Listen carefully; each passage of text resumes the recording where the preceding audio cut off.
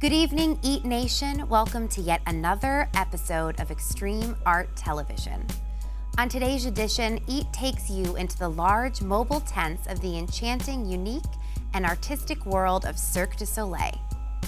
We then cruise down the Garden State to Atlantic City with host Lindsay Arbor for the must-see 3D chalk art exhibition of Tracy Lee Stum and her gifted 3D street painter friends.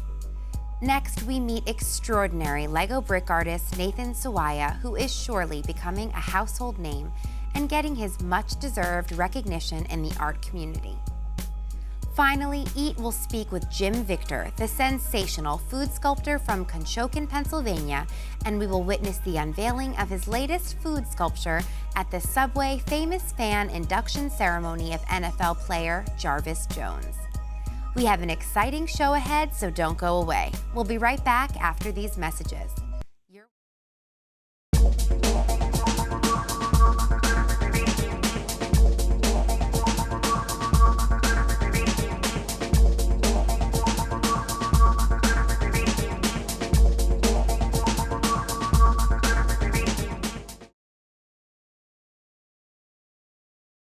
On today's show, we begin with a trip to Citi Field in Queens, New York to see Canada's Cirque du Soleil.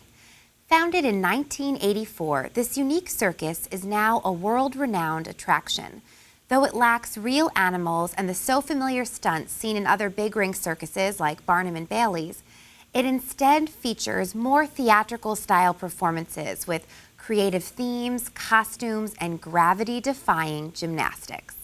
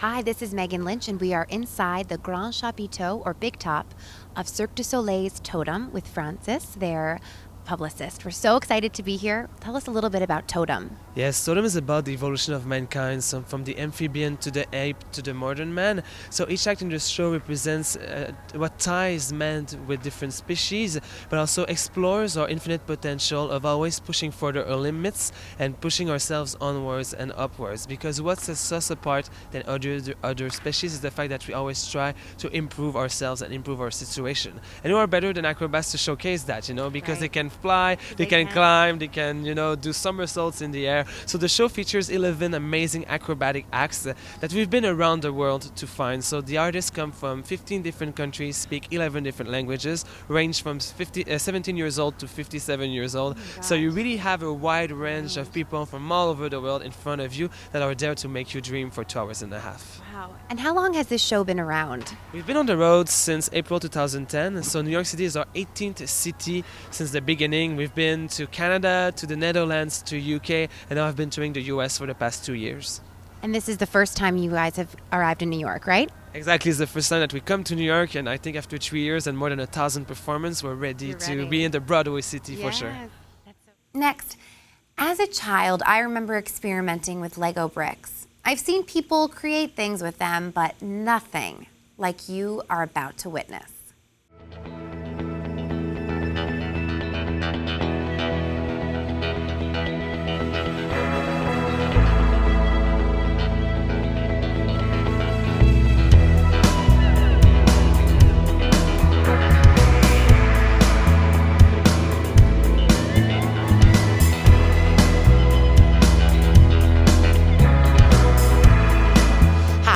Lynch here for Extreme Art Television. We're here in the Discovery Center in the heart of New York City's Times Square. We are here to witness the amazing Art of the Brick exhibition by 2011 Unique Art Award winner and Lego brick artist Nathan Sawaya. In fact, I am sitting next to one of his sculptures right now. Later on, we'll have a chance to catch up in depth with this creative and talented individual. But before then, let's step inside and check out this amazing display.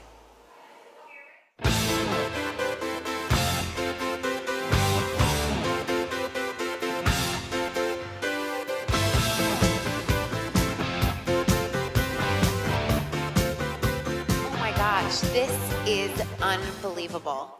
So you're probably wondering why everyone is gathered around this giant sculpture over here. I'm here with Brittany, right in the heart of the Art of the Brick exhibit. And Brittany, can you tell us a little bit about what this sculpture is? Sure. This sculpture is actually a group of bricks with several names on them, names of people who have gone through the exhibit. And so when they're finished with the exhibit, they come and they take a brick, they write their name with a Sharpie, and then they add it to the sculpture. What's going to happen at the end of the exhibit in January is Mr. Sawaya is going to take all of these bricks and create an entirely new sculpture. That is amazing. I can't wait to add my name to the mix of all the names. How many do you think are in here? Oh gosh, I think it's definitely getting up to the thousands. Yeah. So it started out with just one. Definitely. As Nathan Sawaya says, it all starts with one brick.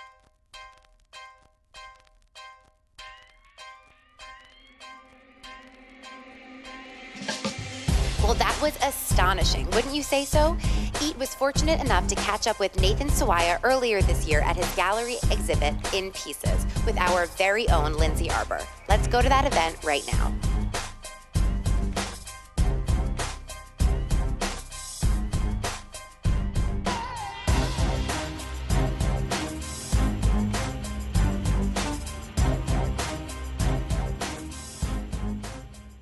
Hey Nathan, thank you so much for inviting us to this very special VIP reception.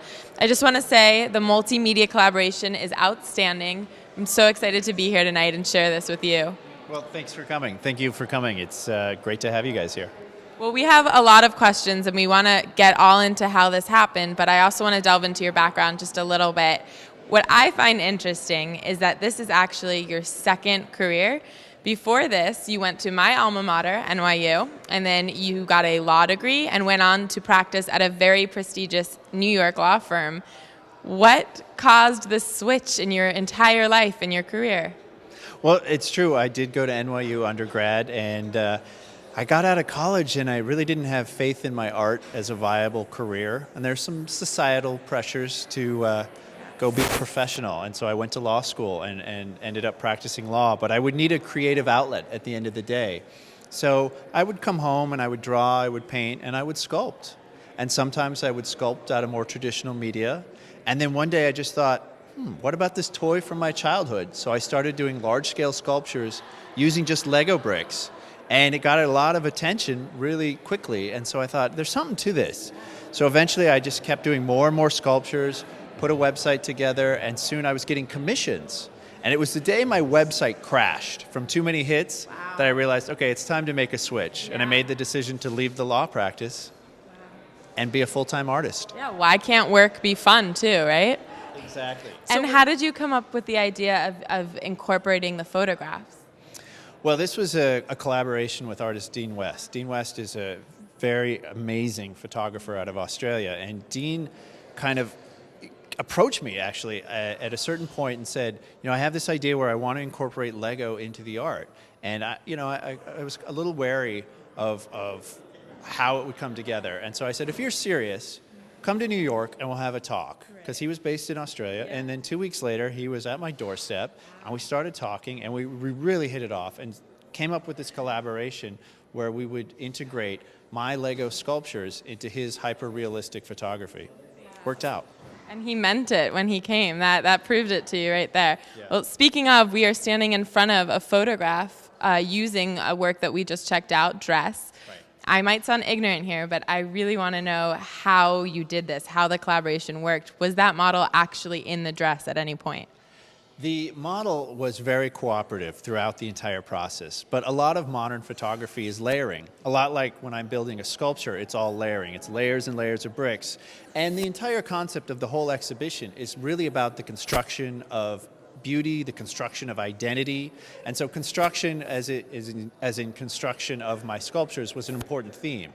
Now, when it came to the actual construction of the image that's behind us, there of course was some layering. And so there's different aspects of the photograph that were put together.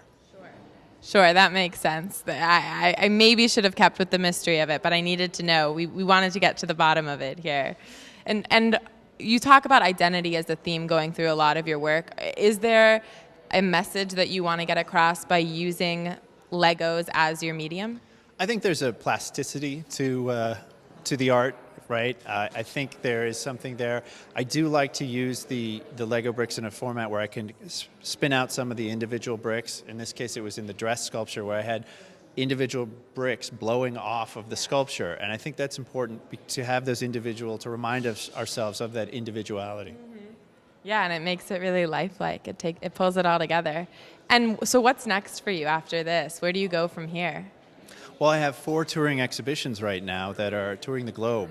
One's in Singapore right now at the Art Science Museum, and another one is opening this week in Taichung, Taiwan. So for 3 days from now, I leave for Taiwan for a couple days. Wow, so you never stop. And are there any plans for working with any other mediums and doing any other multimedia collaborations? You will have to wait and see. Keep checking my website, brickartist.com. There are some exciting plans I'm not ready to share with, but I am excited about what's happening next. Okay, great. Well, thank you so much for joining us here today. We really appreciate it. And again, congratulations. Thank you.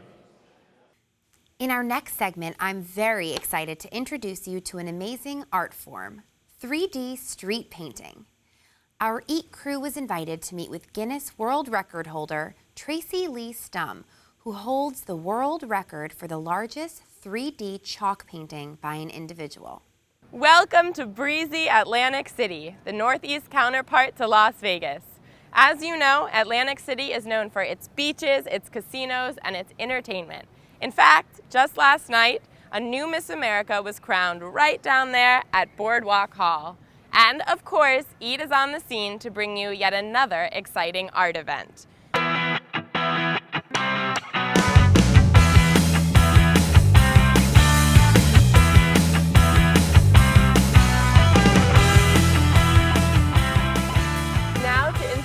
The mastermind herself, who is also the 2011 Unique Art Award winner, Miss Tracy Lee Stum. Hi, Lindsay. Hi, thank you so much for being with us today and taking a break from your work. Thank you. No, it's my pleasure. Happy to be here. As I look behind me at all the art going on, it's amazing. It's truly breathtaking and mind-boggling. Great. That's the reaction we want from people. That's the point. So tell me all about how this came to be and how you came to be the curator.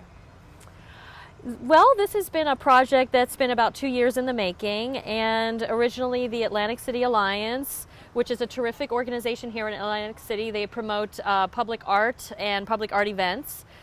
Came to me and asked me if I'd want to do a large project, potentially a Guinness World Record project at Boardwalk Hall. And I said, that sounds great. Let's start planning. So we got into the initial planning phases of that and realized that the schedule at Boardwalk Hall was not going to accommodate our needs for that. So the project kind of morphed and changed, and we wound up with a traditional street painting format, except we decided to open it up to 3D art specifically. So it's a 3D street art festival.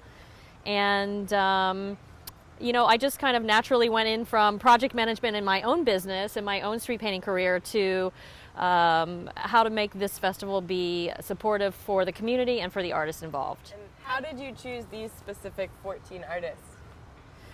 Well, we decided that we wanted to invite a team of artists, 14 artists, like you said, from around the world. First, initially, it was going to be U.S. based, and then we thought, well, let's open it up to a global pool of artists. And I sent out preliminary invitations to people that I knew were actively practicing three-dimensional artwork. And certainly there's new young artists coming up. I call them fourth generation street painters.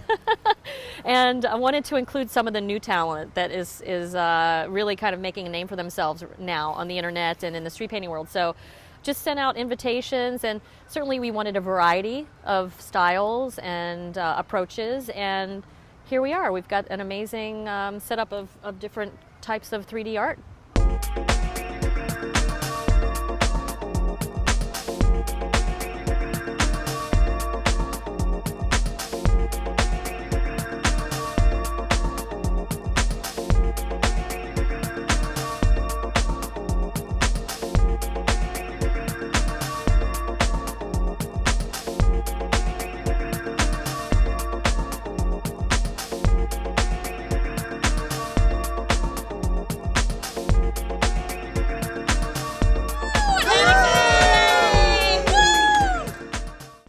Next, in our final segment, we meet the sensational food sculptor constructivist Jim Victor, who was in New York for the Subway Famous Fan induction ceremony of top 2013 NFL draft prospect Jarvis Jones. Hi Eat Nation, I'm Lindsay Arbor and I'm happy to be back again with this very exciting project. Today on this episode, we're here with Marie Pelton and Jim Victor. They are world-renowned culinary artists. They came all the way from Pennsylvania today for this special Subway event featuring NFL 2013 draftee Jarvis Jones. I want to hear how you got involved in this world. Yeah, well, it's kind of a long and crooked path, you know. I've been doing sculpture for quite a long time, and in the early 80s, I was asked to do chocolate portrait bust of Mickey Rooney and Ann Miller for Sugar Babies. And I was doing traditional sculpture at that time, you know, bronzes and that sort of thing. And so I was a little aghast that, you know, chocolate, you know, Right. like I'm going to do that. You know, I'm a fine artist, you know, I don't know if I should do this. And, but I did it. And I realized how much interest there was in this thing at this time that I was just kind of amazed. So I kept doing it, and the jobs kept coming. And then Marie got involved with the whole thing. I met Jim in 1998, and he was doing like the food sculpture, the butter sculptures at that time, and I was studying at the Pennsylvania Academy of the Fine Arts, doing sculpture, and so I was pretty intrigued by, you know, what he was doing, not so much really because of the media, but really because it was art and sculpture, and so I was pretty intrigued and got involved, and you know, with Now she's doing it. business and doing it, yeah, doing it now too. What's your favorite food to work with? Mine is chocolate, by far. Lasts the longest? Yeah, it lasts the longest. It's really a very versatile medium. It's really great to use. You can use it like modeling clay, and you can also build it up like plaster, and so it really is very, very flexible, and it's a beautiful material, and it lasts a long time. Yeah, butter has nice qualities about it though too.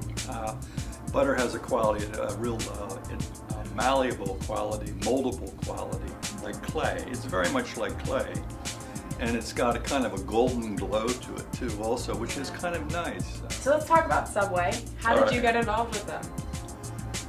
They called or emailed me several years ago, must have been 5 years ago, because this is about the 4th year or so, something like that, that I've been involved with this, and wanted to do, you know, sculptures out of the sandwich materials. Yeah. And the first year it was a breeze because it was pepperoni, and they all thought I was going to carve pepperoni, okay?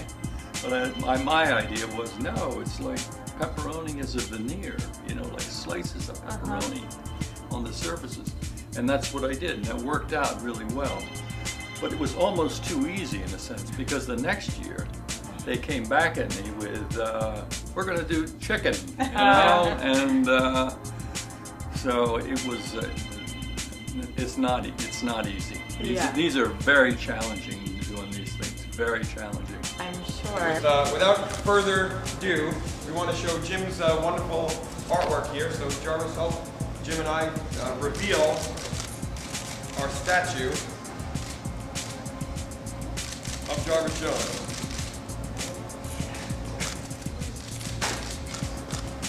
Fun. Well, here it is, right behind us, the beautiful bust of you. What do you think? I love it. I mean, the first time I saw it, I was like, oh my God, I never seen anything like it. Because they was telling me about it, but I was trying to picture it. Yeah. And like, well, how would they make a sandwich of me? Working a lot of dedication to get it, man. Look how many, look at my dreads right here. Look how many raisins up there. I mean, it's amazing, man. I love it. Do you recognize yourself? I do. He look beautiful, don't he? Yeah. He look beautiful, man. He pretty cute. Handsome. And if you could eat one part of your bust sandwich, what would it be? The chicken, of course, the barbecue chicken. You need that protein. I gotta have that protein. Give me some energy. You know, I need that energy. Well, we saw Jarvis making a sandwich earlier, and I mentioned to him, I feel like I know the football thing's going to work out, but if he ever gets bored, he has a career at Subway making sandwiches. I wanted that sandwich. It looks so good. I mean, if I had a career here at Subway, I'd be the best sandwich maker ever. Well, we hope you enjoyed our show tonight. Please be sure to watch our next episode of EAT as we continue to bring these extraordinary artists and art forms directly to your home. If you have a unique artistic talent, please email us at eat@suaartists.org. That's EAT@suaRTISTS.org. And EAT might feature you on a future episode. Good night, everybody.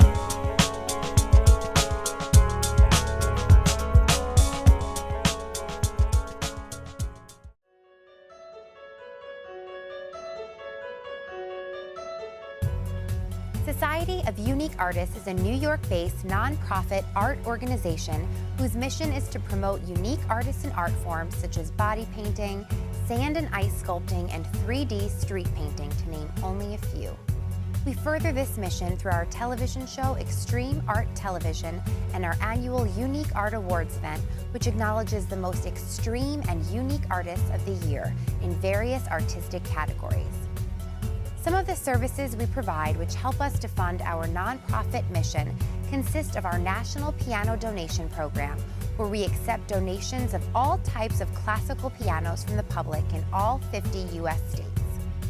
Since we are a duly registered 501c3 nonprofit organization, donors receive a tax deduction in return for their generous piano donations. We also provide a fine art handling and delivery service for galleries and private art collectors in New York City and tri-state area. Have your art delivered safely and on time with SUA Art Delivery Service. We also invite you to visit our online art gallery, where you can purchase beautiful and amazing artwork by some of the most incredible, unique artists. Your purchase from our online art gallery not only supports us in our nonprofit mission, but also directly supports the artist whose art you buy. Please visit our website, and thank you for watching and for your support.